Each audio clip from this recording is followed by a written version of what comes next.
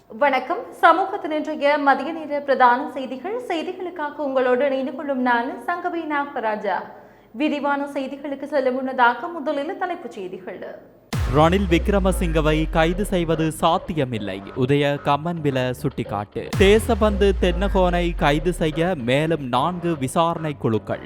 நாடளாவிய ரீதியில் போராட்டத்தில் குதித்த துணை வைத்திய நிபுணர்கள். கொழும்பு புறநகர் பகுதிகளில் நாளை நீண்ட நேர நீர்வெட்டு. உயிர்த்த ஞாயிறு தாக்குதலுக்கு 1 மாதத்திற்குள் நீதி வழங்குவது சாத்தியமில்லை, அமைச்சர் பகிரங்கம். மியான்மர் இணைய குற்ற மையங்களில் இருந்து மீட்கப்பட்ட 14 இலங்கையர்கள்.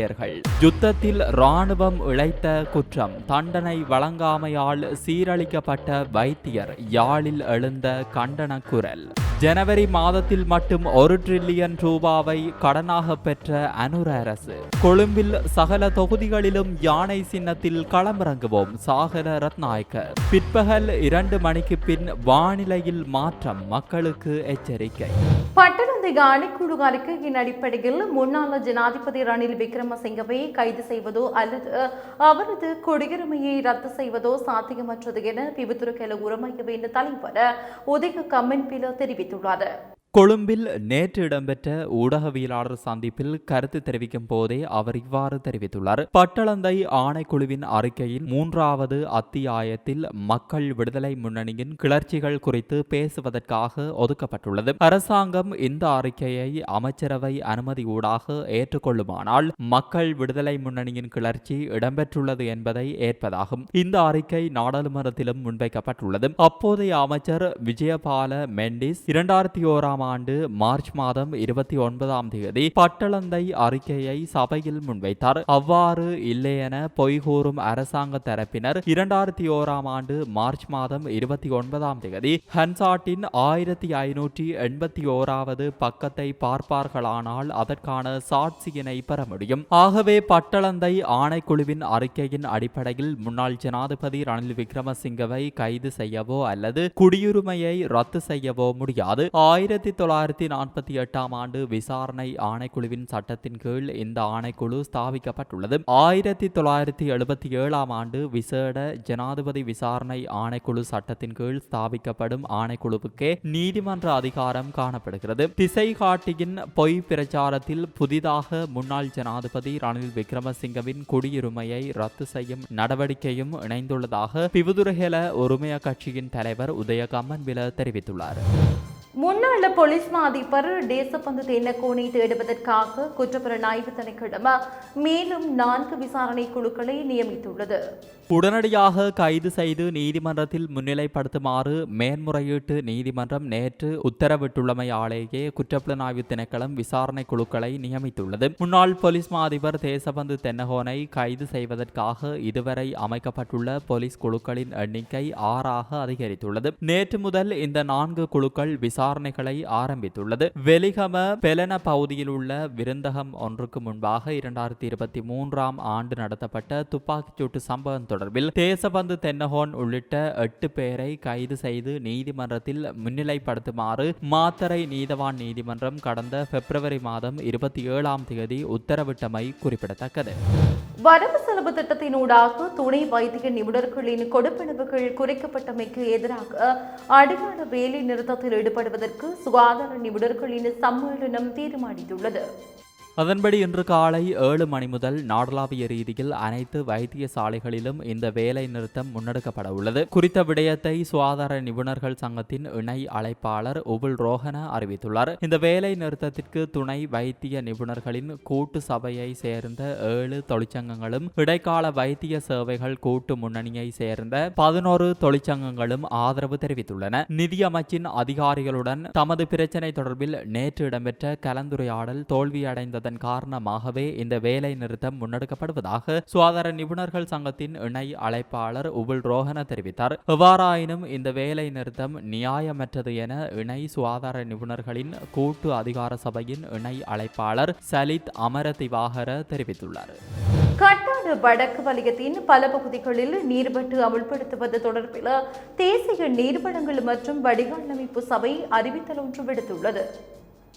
நாளை காலை 8 மணி முதல் இரவு 12 மணி வரை இவ்வாறு நீர்வட்டு அமல்படுத்தப்பட உள்ளது. பம்புகுளிய, முருத்தான, கட்டான வடக்கு, கட்டான மேற்கு, கட்டான கிழக்கு, உடங்காவ, மானவேரிய, தோப்புவ, கலுவாரிப்புவ மேற்கு, மேல் கதவல, வெலிகேன வடக்கு, வெலிகேன தெற்கு, ஆடிக்கண்டிய, எத்கால தெற்கு, மக எத்கால மற்றும் கலுவாரிப்புவ கிழக்கு உள்ளிட்ட பகுதிகளில் நீர்வட்டு அமல்படுத்தப்பட உள்ளது. உயிர்த்த ஞாயிறு தாக்குதல்களால் பாதிக்கப்பட்டவர்களுக்கு 1 மாதம் அல்லது 2 மாதங்களுக்குள்ள நீதி வழங்குவது சாத்தியமில்லை என விஞ்ஞான மற்றும் தொழில்நுட்ப அமைச்சர் கிருஷாந்த் அபிசேன நாடாளுமன்றத்தில் தெரிவித்துள்ளார்.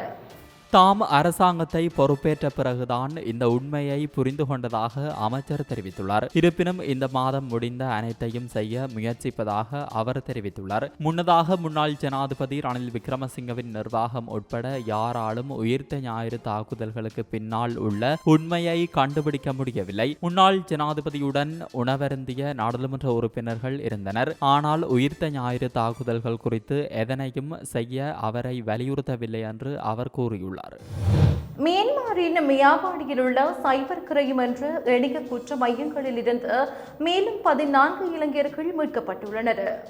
இந்த நிலையில் 14 இலங்கையர்களும் 2025 மார்ச் 18 அன்று இலங்கைக்கு திருப்பி அனுப்பப்பட உள்ளதாக இலங்கையின் வெளியுறவு அமைச்சு தெரிவித்துள்ளது. வெளிநாட்டு வேலை வாய்ப்பு மற்றும் சுற்றுலா அமைச்சர் விஜித ஹேரத் மியான்மர் அரசாங்கத்துடன் நடத்திய தொலைபேசி உரையாடல்கள் உட்பட இலங்கை மேற்கொண்ட தொடர்ச்சியான ராஜதந்திர முயற்சிகளை தொடர்ந்து இந்த 14 பேரும் மீட்கப்பட்டுள்ளனர். முன்னரும் பல சந்தர்ப்பங்களில் இலங்கையர்கள் பலர் இணைய குற்ற மையங்களில் இருந்து மீட்கப்பட்டனர் என்பது குறிப்பிடத்தக்கது.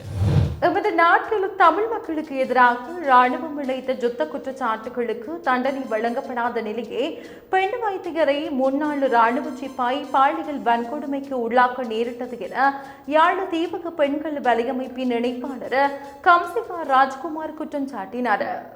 அனுராதபுரத்தில் முன்னாள் ராணுவ சிப்பாயால் பாலியல் வன்கொடுமைக்கு உள்ளாக்கப்பட்ட பெண் வைத்தியருக்கு நீதி நிலைநாட்டப்பட வேண்டும் என தீவக பெண்கள் வலையமைப்பின் ஊடக சந்திப்பொன்று நேற்று இடம்பெற்றது. இதில் கலந்து கொண்டு கருத்து தெரிவிக்கும் போதே அவர் இவ்வாறு தெரிவித்துள்ளார். அவர் மேலும் தெரிவிக்கையில், நாட்டில் பெண் பிரதமர் பதவியேற்றதன் பின்னர் மகளிர் தின மகத்தான மாதத்தில் அனுராதபுரத்தில் முன்னாள் ராணுவ வீரரினால் பெண் வைத்தியர் பாலியல் வன்கொடுமைக்கு உள்ளாக்கப்பட்டுள்ளார். இந்த சம்பவமானது ஒட்டுமொத்த நாட்டின் பெண்களின் பாதுகாப்புக்கு சவால் விடுப்பதாகவும் நாட்டின் சட்டம் ஒழுங்கை சவாலுக்கு உட்படுத்தும் விடயமாக பார்க்கிறோம். ஒரு நாடு சமூக, பொருளாதார, கலாச்சார நீதியாக அபிவிருத்தி அடைய வேண்டுமானால் அந்த நாட்டில் பெண்கள் பாதுகாப்பு உறுதிப்படுத்தப்பட வேண்டும். நாட்டில் புதிய அரசாங்கம் ஒன்று பதவியேற்றுள்ளது. பெண்களுக்கான பாதுகாப்பு உறுதிப்படுத்தப்படும் என்ற மகிழ்ச்சியான நிலைப்பாடு தற்போது அனுராதபுரத்தில் பெண் வைத்தியர் பாலியல் வல்லுறவுக்கு உட்படுத்தப்பட்டமை மூலம் கேள்விக்கு உள்ளாகியுள்ளது. இறுதி யுத்தத்தின் போது தமிழ் பெண்கள் பாலியல் வன்கொடுமைக்கு உள்ளாக்கப்பட்டமை தொடர்பில் சர்வதேச நீதியை தமிழ் மக்கள் கேட்டிருக்கின்ற நிலையில் குறித்த சம்பவத்தை சர்வதேசம் உற்றுநோக்க வேண்டும் என தெரிவித்தார். அனுர அரசாங்கம் கடந்த ஜனவரி மாதம் மாத்திரம் 1 டிரில்லியன் ரூபாவை கடனாக பெற்றுள்ளதாக இலங்கை மத்திய வங்கியின் தரவுகள் தெரிவிக்கின்றன. திரைசேரி உண்டியல்கள் மற்றும் முறிகள் மூலம் அரசாங்கம் இந்த கடனை பெற்றுள்ளதாக மத்திய வங்கியின் தரவுகள் தெரிவிக்கின்றன. அத்துடன் கடந்த பிப்ரவரி மாதத்தில் அரசாங்கம் 750 பில்லியன் ரூபாவை கடனாக பெற்றுள்ளது. இந்த மாதத்தின் கடந்த 14 நாட்களில் அரசாங்கம் 580 பில்லியன் ரூபாவை கடனாக பெற்றுள்ளதாக இலங்கை மத்திய வங்கியின் தரவுகள் சுட்டிக்காட்டுகின்றன. இதன்படி திரைசேரி உண்டியல்கள் மற்றும் முறிகள் மூலம் அரசாங்கம் இந்த வருடத்தில் இதுவரை 2.3 டிரில்லியன் ரூபாவினை கடனாக பெற்றுள்ளதாக தெரிவிக்கப்படுகிறது. இலங்கையில் புதுப்பிக்கத்தக்க எரிசக்தி திட்டங்கள் குறித்து அதானி தொடர்ந்து கலந்துரையாடி வருவதாக இந்திய ஊடகங்கள் செய்தி வெளியிட்டுள்ளன. தொடர்புடைய திட்டங்கள் தொடர்பாக அதானி மற்றும் இலங்கை அரசாங்கத்திற்கு இடையே இன்னும் கலந்துரையாடல்கள் நடந்து வருவதாக செய்திகள் வெளியாகியுள்ளன. இந்த திட்டங்களுக்கான கட்டணங்கள் தொடர்பாக பரஸ்பர உடன்பாட்டை எட்டுவதற்கு பொருத்தமான விவாதங்கள் நடைபெற்று வருவதாக தெரிவிக்கப்படுகிறது. புதுப்பிக்கத்தக்க காற்றாலை மின் திட்டத்திலிருந்து கட்டண பிரச்சினை காரணமாக விலகுவதாக அதானி நிறுவனம் சமீபத்தில் எழுத்துப்பூர்வ அறிவிப்பை வழங்கியிருந்தது. இருப்பினும் கேள்விக்குரிய திட்டத்தை முற்றிலுமாக நிறுத்த எந்த நடவடிக்கை எடுக்கப்படவில்லை என்று இந்திய ஊடகங்கள் சுட்டிக்காட்டுகின்றன. கொழும்பு மாவட்டத்தில் சகல உள்ளூராட்சி மன்றங்களிலும் ஐக்கிய தேசிய கட்சி ஜானி சின்னத்தில் போட்டியிட உள்ளது. சில மாவட்டங்களில் வேறு கட்சிகளுடன் இணைந்து பொது சின்னத்திலும் போட்டியிட உள்ளதாக ஐக்கிய தேசிய கட்சியின் தேசிய அமைப்பாளர் சாகல ரத்நாயக்க தெரிவித்தார். கொழும்பு மாவட்ட செயலகத்தில் நேற்று கட்டுப்பணம் செலுத்திய பின்னர் ஊடகங்களுக்கு கருத்து தெரிவிக்கும் போதே அவர் இவ்வாறு தெரிவித்தார். அவர் மேலும் தெரிவிக்கையில், பலமான குழுக்கள் தேர்தலில் களமிறக்கப்பட உள்ளன. முன்னாள் உறுப்பினர்கள் மீண்டும் போட்டியிடுவதோடு புது முகங்களுக்கு முன்னுரிமை அளிக்கப்பட்டுள்ளது. சில மாவட்டங்களில் வேறு கட்சிகளுடன் இணைந்து வேறு சின்னங்களில் போட்டியிட உள்ளோம். எனினும் ஐக்கிய மக்கள் சக்தி உத்தியோகபூர்வமாக எம்முடன் இணையவில்லை. எம்முடன் இணையும் கட்சிகள் மாவட்டத்திற்கு மாவட்டம் மாறுகின்றன. எனினும் சில தொகுதி பொது சின்னத்தில் சில வேட்பாளர்கள் போட்டியிட உள்ளனர். ஏனைய மாவட்டங்களில் பொதுஜன பெரமுன தவிர்ந்த ஸ்ரீலங்கா சுதந்திர கட்சி போன்றவற்றுடன் இணைந்து போட்டியிட உள்ளோம். கொழும்பு மாநகர மேஜர் வேட்பாளர் யார் என்பதை விரைவில் அறிவிப்போம் என்றார்.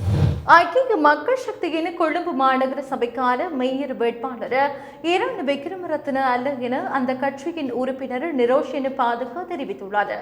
ஐக்கிய மக்கள் சக்தி தலைமையில் நேற்று இடம்பெற்ற ஊடகவியலாளர் மாநாட்டில் அவர் இவ்வாறு தெரிவித்துள்ளார். கொழும்பு மாநகர சபை மேஜர் வேட்பாளராக களமிறங்குவதற்கு கட்சியின் சார்பில் 3 முக்கிய உறுப்பினர்களின் பெயர்கள் பரிந்துரைக்கப்பட்டுள்ளன. அவ்வாறு பரிந்துரைக்கப்பட்டவர்களில் பொருத்தமான ஒருவர் தெரிவு செய்யப்படுவார். இரான் விக்ரமரத்ன கட்சியின் கொழும்பு மேஜர் வேட்பாளராக போட்டியிடுவார் என்று ஹிருணிகா பிரேமச்சந்திர நினைத்திருக்கக்கூடும். ஆனால் அவ்வாறானதொரு தீர்மானம் எடுக்கப்படவில்லை. இரான் விக்ரமரத்னவுக்கு ஐக்கிய மக்கள் சக்தி மிக முக்கியமான பொறுப்புகள் வழங்கப்பட்டுள்ளன. இது தொடர்பான இறுதி முடிவு விரைவில் எடுக்கப்பட்டு சரியான நேரத்தில் அறிவிக்கப்படும் என்று நிரோஷன் பாதுக மேலும் தெரிவித்தார். இன்னும் சில தினங்களில் கிண்ணியா குறிஞ்சாக்கேணி பாண்டத்தின் நிர்மாண பணிகள் ஆரம்பிக்கப்பட்டு விரிவாக அது பாவனைக்காக கையளிக்கப்படும். இது குறித்து எவரும் காழ்ப்புணர்ச்சி கொள்ள வேண்டிய அவசியமில்லை என வெளிவிவகார மற்றும் வெளிநாட்டு வேலைவாய்ப்புகள் பிரதியமைச்சர் அருண் ஹேமச்சந்திரா தெரிவித்தார். போக்குவரத்து நெடுஞ்சாலைகள் அமைச்சினால் அறிமுகப்படுத்தப்பட்டுள்ள கிராமப்புற வீதி மேம்பாட்டு திட்டத்தின் கீழ் கிண்ணியா பிரதேச கிச்டா வீதியை புனரமைப்பு செய்வதற்கான அங்குரார்ப்பண நிகழ்வு நேற்று இடம்பெற்றது. இதனை ஆரம்பித்து வைத்து உரையாற்றுகையில் அவர் இவ்வாறு தெரிவித்தார். இந்த பாலத்தை வைத்து சமூக ஊடகங்களில் இன ரீதியாக மத ரீதியாக பிரிவினையை ஏற்படுத்துவதற்கு தயவு செய்து முயற்சிக்க வேண்டாம். எவர் என்ன சொன்னாலும் குறிஞ்சாக்கேணி பாலம் எங்களுடைய ஆட்சி காலத்திலேயே கட்டப்படும். எங்களுடைய ஆட்சி காலத்திலே அது மக்களின் பாவனைக்காக திறக்கப்படும் என்பதை உறுதியாக கூறுகின்றேன். மக்கள் மத்தியில் எந்தவிதமான பிரிவினைகளை தூண்ட முடியுமோ அந்த அளவுக்கு அதனை செய்து தமது சுய லாபங்களுக்காக அரசியலை செய்து வந்த சம்பிரதாயங்களுக்கு முடிவு கட்டி ஒரு மக்கள் மயமான ஆட்சி முறையை இந்த நாட்டில் தேசிய மக்கள் சக்தி ஏற்படுத்தி இருக்கிறது. முஸ்லிம்களை அதிக பெரும்பான்மையாக கொண்ட கிண்ணியா பிரதேசத்தில் ஒரு தமிழ் பிரதிநிதியும் ஒரு சிங்கள பிரதிநிதி இணைந்து இந்த வேலை திட்டத்தை இங்கு ஆரம்பித்திருக்கிறோம். 85 மில்லியன் ரூபாய் செலவில் 1.5 கிலோமீட்டர் நீளமான இந்த வீதி புனரமைப்பு செய்யப்பட உள்ளது. திருகோணமலை மாவட்டத்தில் முதன்முறையாக கிண்ணியாவிலேயே இந்த அபிவிருத்தி திட்டத்தை ஆரம்பித்திருக்கிறோம். இதுதான் மக்கள் ஆட்சிக்கு சிறந்த எடுத்துக்காட்டு என்பதை சொல்லி வைக்க விரும்புகிறேன் என தெரிவித்துள்ளார். யாழ்ப்பாணம் நாவற்குழி மாதா கோவிலின் மதிலுடன் மோதி கார் ஒன்று நேற்றிரவு விபத்துக்குள்ளாகியுள்ளது. கார் கட்டுப்பாட்டை இழந்து மதிலுடன் மோதி இந்த விபத்து சம்பவித்துள்ளது. இருப்பினும் இந்த விபத்தின் போது வாகனத்தில் பயணம் செய்த மூவருக்கும் எந்தவிதமான காயங்களும் ஏற்படவில்லை. கனடாவில் இருந்து வந்த பெண் ஒருவர், அவரது கணவர் மற்றும் 5 வயது மதிக்கத்தக்க பெண் குழந்தை ஆகியோர் பயணித்த காரே இவ்வாறு விபத்தில் சிக்கியுள்ளது. நித்திரை கலக்கமே விபத்துக்கான காரணம் என அறிய முடிகிறது. இந்நிலையில் இன்றைய தினம் காலை இடம்பெற்ற மோட்டார் சைக்கிள் விபத்தில் போலீஸ் உத்தியோகத்தர் ஒருவர் படுகாயமடைந்த நிலையில் தெல்லிப்பளை ஆதார வைத்தியசாலையில் சிகிச்சைக்காக அனுமதிக்கப்பட்டுள்ளார். மோட்டார் சைக்கிளில் சென்ற மற்றையவர் சிறிய காயங்களுக்கு உள்ளாகியுள்ளார். சுன்னாகம் போலீஸ் பிரிவுக்குட்பட்ட சுன்னாகம் கொமர்சல் வங்கிக்கு முன்பாக தெல்லிப்பளையிலிருந்து யாழ்ப்பாணம் நோக்கி சென்ற மோட்டார் சைக்கிள் ஒன்று அதே திசையில் சென்ற இன்னொரு மோட்டார் சைக்கிளுடன் மோதியுள்ளது. இந்த விபத்தில் சுன்னாகம் போலீஸ் நிலையத்தில் பணிபுரியும் போலீஸ் உத்தியோகத்தர் ஒருவரே படுகாயமடைந்துள்ள நிலையில் தெல்லிப்பளை ஆதார வைத்தியசாலையில் சிகிச்சைக்காக அனுமதிக்கப்பட்டுள்ளார். மூதூர் வீராமநகர் கிராமத்திற்குள் நேற்றிரவு உட்புகுந்த காட்டு ஜானைகள் பல சேதங்களை விளைவித்துள்ளதாக கிராம மக்கள் கவலை தெரிவிக்கின்றனர். இதன்போது தகரக்கொட்டில் வீடொன்றை உடைத்து சேதம் விளைவித்துள்ளதோடு அவ்வீட்டில் இருந்த நெல் மூட்டையினை வெளியில் இழுத்து சாப்பிட்டுள்ளது. அத்தோடு வாழை மரங்களுக்கும் காட்டு யானைகள் சேதம் ஏற்படுத்தியுள்ளது. இரவு வேளையில் வீடுகளில் தூங்க முடியாதுள்ளதோடு சிறுவர்களை வீட்டில் வைத்திருப்பதும் அச்சமாக உள்ளதாகவும் கவலை தெரிவிக்கின்றனர். வீட்டினை காட்டு யானை உடைத்துள்ளதால் இருப்பதற்கு இடமில்லை எனவும் இதனை கருத்தில் கொண்டு அரசாங்கம் நடவடிக்கை மேற்கொண்டு ஏதாவது உதவிகளை பெற்றுத்தர வேண்டும் எனவும் வீரமாநகர் கிராம மக்கள் கோரிக்கை விடுக்கின்றனர். மேல் சப்ரகமுவ தென் மத்திய வடமேல் மற்றும் ஊவா மாகாணங்களில் பிற்பகல் 2 மணிக்கு பின்னர் சில இடங்களில் மழையானது இடியுடன் கூடிய மழை பெய்யக்கூடும் என வளிமண்டலவியல் திணைக்களம் எதிர்ப்பு கூறியுள்ளது. மேல் சப்ரகமுவ மற்றும் தென் மாகாணங்களில் சில இடங்களில் இவ்வாறு மழை பெய்யக்கூடும். கிழக்கு மாகாணத்திலும் பொலனறுவை மாவட்டத்திலும் சிறிதளவு மழை பெய்யக்கூடும். இந்நிலையில் ஹட்டன் திம்புளப்பத்தன பகுதியில் மின்னல் தாக்கியதில் 3 காயமடைந்துள்ளனர். குறித்த பகுதியில் ஆர்கில் தோட்டத்தில் உள்ள ஆலயத்தின் ஆலமரம் ஒன்றில் மின்னல் தாக்கி மரம் முறிந்து விழுந்ததிலேயே இவ்வாறு 3 காயமடைந்துள்ளனர். முறிந்து விழுந்த மரத்தின் ஒரு பகுதி பாரவூர்தி மற்றும் வீட்டின் மீது விழுந்ததில் பலத்த சேதம் ஏற்பட்டுள்ளதாக தெரிவிக்கப்படுகிறது. இதனால் சாரதி மற்றும் அருகில் உள்ள வீட்டின் சமையலறையில் இருந்த 2 காயமடைந்துள்ளதாக போலீசார் தெரிவித்தனர். இத்துடன் சமூகத்தின் இன்றைய மதிய நேர பிரதான செய்திகள் நிறைவு பெறுகிறது. தொடர்ந்தும் சமூகத்தோடு இணைந்திருங்கள். நன்றி. இது போன்ற செய்திகளை தெரிந்து கொள்ள சமூகம் நியூஸ் சேனலை சப்ஸ்கிரைப் செய்து அருகில் உள்ள பெல் பட்டனை கிளிக் செய்யுங்கள். மேலும் இது போன்ற செய்திகளை உடனுக்குடன் தெரிந்து கொள்ள சமூகமீடியா.com என்ற இணையதளத்தின் வாயிலாகவும் எங்களுடன் இணைந்திருங்கள்.